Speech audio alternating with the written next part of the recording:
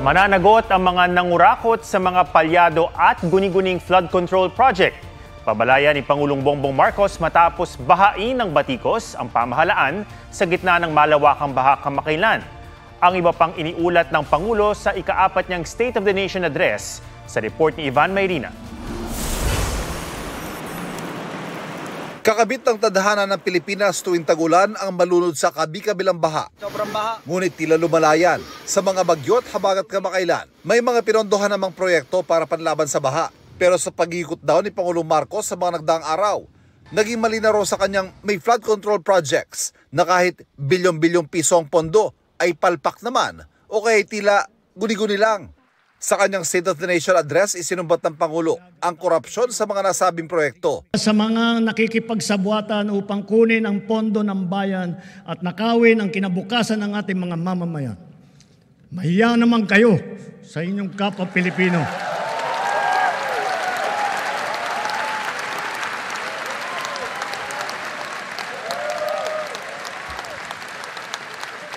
Mahiya naman kayo sa mga kabahayan nating naanod o nalubog sa mga pagbaha. Mahiya naman kayo, lalo sa mga anak natin na magmamana sa mga utang na ginawa ninyo nang binulsan nyo lang ang pera. Inatasan ng Pangulo ng DPWH na magsumite ng listahan ng lahat ng flood control projects sa nakalipas na 3 taon. Ilalathala ang listahan para malaman ng publiko kung sino mga dapat managot. Sa mga susunod na buwan, makakasuhan ang lahat ng mga lalabas na may sala mula sa investigasyon, pati na ang mga kasabwat na kontratista sa buong bansa. Kung sa 2025 national budget, ilang flood control projects na isiningit ang vinito o tinanggal ng Pangulo, sa 2026 budget, mas maghihigpit daw ang Pangulo. For the 2026 national budget, I will return any proposed general appropriations bill that is not fully aligned with the national expenditure program.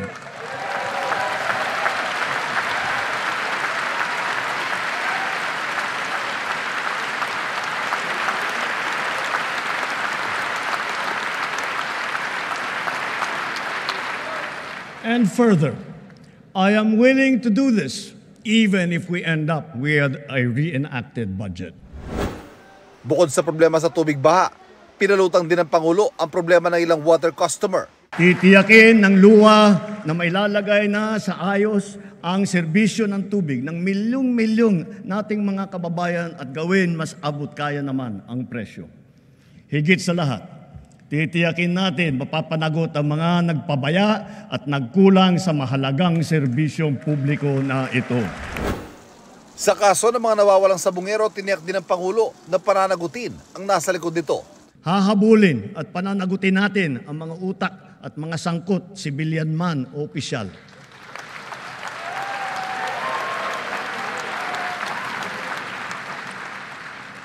Kahit malakas, mabigat o mayaman, hindi sila mangingibabaw sa batas. Positive. Sabo. Sa kanyang administrasyon naman daw, mas nakatuon ang kampanya kontra droga sa mga naaresto at nasasamsam na kontrabando.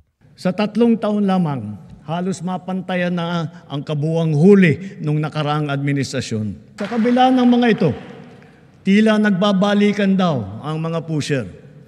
Kaya patuloy ang ating mga operasyon laban sa mga drug dealer, sila man ay big time o small time. Binanggit din ng Pangulo ang pinalawak ng mga programa ng PhilHealth at ang mga pasyenteng magpapagamot sa mga ospital na hawak ng Department of Health. Wala na raw babayaran. Itinuloy na po natin ang zero balance billing. Libre po.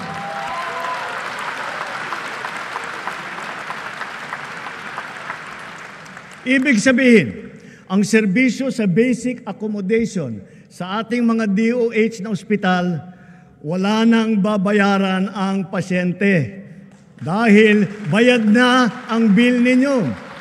Mas pinaigting din daw ang suporta ng administrasyon sa sektor ng sports at matapos ibida ang mga atletang Pinoy. Sumusunod sila sa yapak ng ating mga kampyon at world-class na athlete tulad ni Senator Manny Pacquiao, ni Heidelin Diaz, ni Kaloy Yulo. Naisingit pa ng Pangulo ang boxing match sana ni PNP Chief Nicolas Torre at Davao City Acting Mayor Baste Duterte. Sama na rin natin yung bago nating kampiyon, si PNP Chief Nick Torra.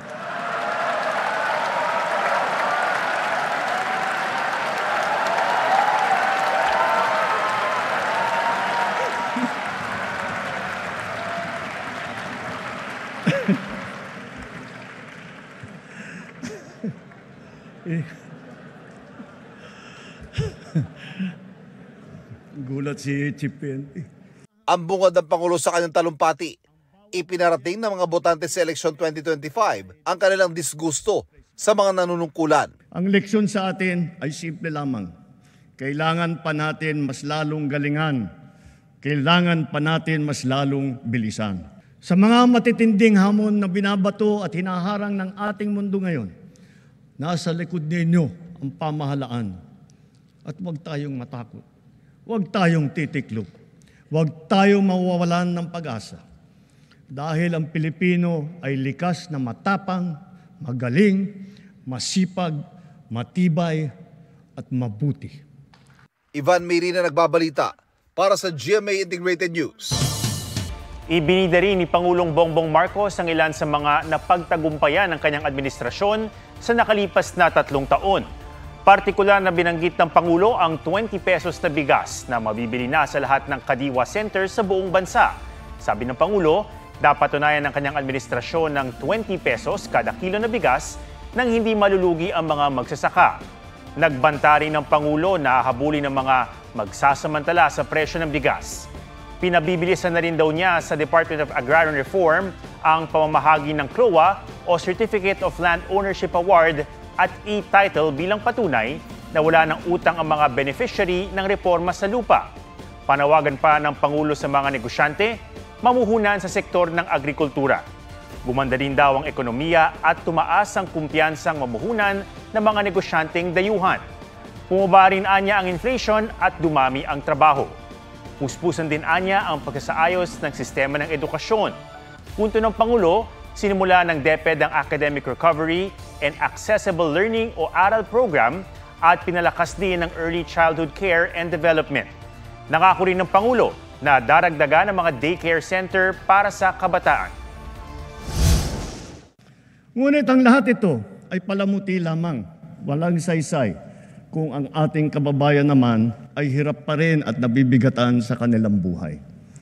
Kaya sa huling 3 taon ng administrasyon, ibubuhos pa natin ang lahat-lahat, hindi lamang upang mapantayan, kundi mahigitan pa ang pagbibigay ginhawa sa ating mga kababayan. Nakukulangan ng ilang mambabata sa mga iniulat ni Pangulong Marcos sa kanyang lagpas 1 oras na SONA. Mga pangakong napako naman ng administrasyon ng daing ng ilang realista habang nagtipon-tipon ng ilang makamarcos. May report si Sandra Aguinaldo.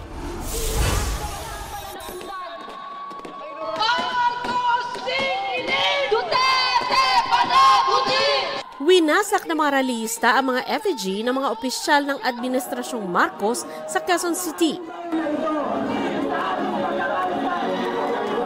Tandaan nila ng puot ng taong bayan sa mga napakong pangako at mga problemang di pa rin nalulutas ng administrasyon. Kabilang sa mga idinadaing ang mababang pasahod at pagmahal ng mga bilihin. Ang aming panawagan, kasiguruhan sa trabaho, hindi mas layoff. Kasama sa sinisingil ang pagpapanagot sa pinakamatataas na opisyal ng bansa. Iprinotesta rin ng environmental groups at youth group ang pagtugon ng gobyerno sa mga isyong pangkalikasan. Mala weather report ang kanilang puna sa pananalasa ng anilay Bagyong Marcos. Bagsak siya sa aspeto ng kalikasan. Yung flood control projects, hindi naman natin naramdaman dahil napakarami pa ring lubog. Nagtipon-tipon din ang mga taga-suporta ng Administrasyong Marcos. Mula sa tatay, mula hanggang sa anak, nandito pa rin kami lumalaban na loyalista. Tumataas po ng tumataas yung sahod. Kailangan tumaas pa. Tumataas ang bilihin. Tumaas ang bilihin. Pataasan nila Tumataas. Pataas Taasan din ang sahod. Tataas Pero yung sa bigas. tumaas naman po kahit papano. Wala nga yung patayan masyado. walang mga AJK. So, peaceful sa 3 years niya. May mga nagagawa naman po siyang maganda eh. Tulad ng ano po? Na mga sumasaklolo po sa mga nabahaan. Yun lang po. Ano ang pinaka-gusto niyong nagawa ng presidente? Napababa bigas. Napababa daw po yung ibang bigas. Sa inyo po, yung naramdaman niyo? Yung sa akin na may trabaho po ako. Ang mga mambabatas namang nasa batasang pambansa, halo-halo ang reaksyon sa may gitsang oras na sona ng Pangulo. Puna ni Senadora Risa Ontiveros, hindi natalakay ang pagtaas ng sahod ng mga manggagawa at pagtugon sa problema sa online gambling. Manipis na manipis itong SONA tungkol sa ating mga manggagawa. Sinabi ni Presidente, accomplishment yung 20 pesos per kilo na bigas. Pero ilang economists na ang nagsasabi sa atin, hindi talaga sustainable yan. Pero pinuri niya ang pagbanggit ng Pangulo sa pagpapanagot sa mga questionableng flood control project at planong pagpapaganda sa serbisyo ng tubig. Si ML Party List Representative Laila De Lima natuwa rin na nagbabala ang Pangulo kaugnay sa flood control projects. Pero may di raw nabanggit ang Pangulo. ICC case and then the impeachment case. Yung pagpapanagot sa dating Pangulo and then yung sa confidential intelligence funds, yung sa Vice President. Nabiti naman daw si Akbayan Party List Representative Chel Jokno pagdating sa isyu ng edukasyon. Kailangan kasi natin mawala na tayo dun sa ibaba pagdating sa reading, math, science at critical thinking. Wala akong narinig kanina na patungong solusyon doon. Kailangan din daw abangan kung matutupad ang mga benepisyo ng PhilHealth na ibinida ng Pangulo. This is a reaction to all of those scandals. Will the people under him actually carry it out? Kung bibigyan ko ng grade itong SONA ng Pangulo, ang ibibigay ko incomplete. Bitin na bitin tayo. Kasi yung mga nabanggit na, ito yung mga regular functions ng gobyerno. Walang nabanggit about wage hike. Sandra Aguinaldo nagbabalita para sa GMA Integrated News.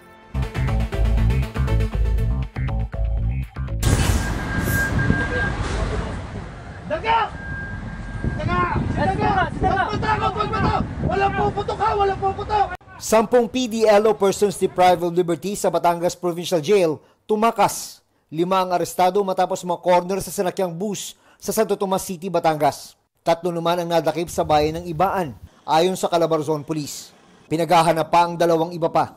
Maharap sa karagdagang kaso ang mga tumakas na inmate na nahulihan ng baril, patalim at cash.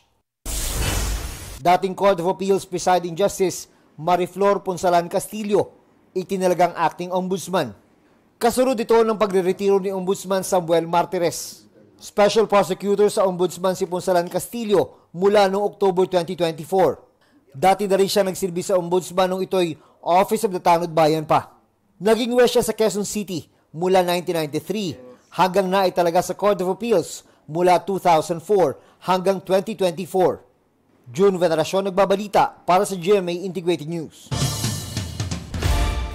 Nananatili sa pwesto ang mga pinuno ng Senado at Kamara ngayong 20th Congress. Senate President pa rin si Senator Cheese Escudero matapos makakuha ng suporta ng supermajority ng Senado.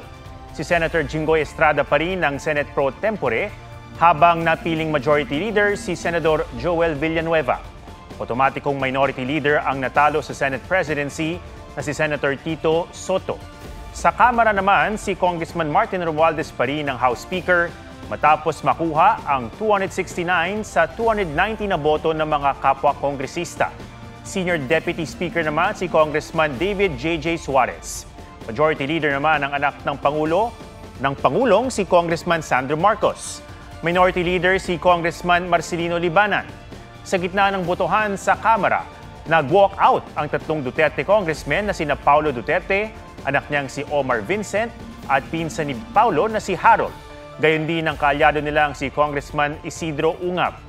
Sabi ni Congressman Paulo Duterte, ginawa nila yan dahil ang kinakatawan nila ay ang mga mamamayan ng Davao City, hindi ang anyay political puppeteers o ang mga nagpapanggap lang na public servants sa Kongreso pero pansariling interes ang habol.